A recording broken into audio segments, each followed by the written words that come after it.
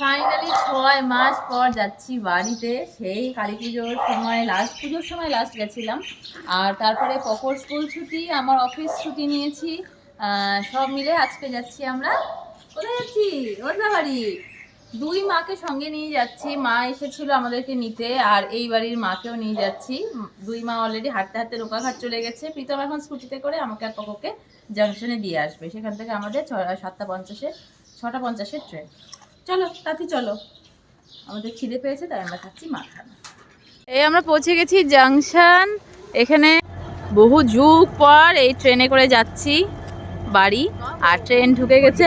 হ্যাঁ, বহু যুগ পরই তো। লাস্ট যে গেছিলাম তখন ইয়েতে গেছিলাম, বাইকে গেছিলাম।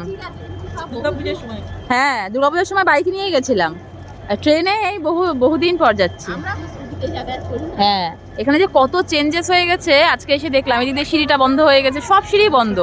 ওকে বাবা, কোথায় যাচ্ছ বাবা? কোথায় যাচ্ছ বাবা? দিদানের বাড়িতে। দেবে বাবা। ওই দেখ ওই থাকা। এই আমরা উঠে গেলাম ট্রেনে।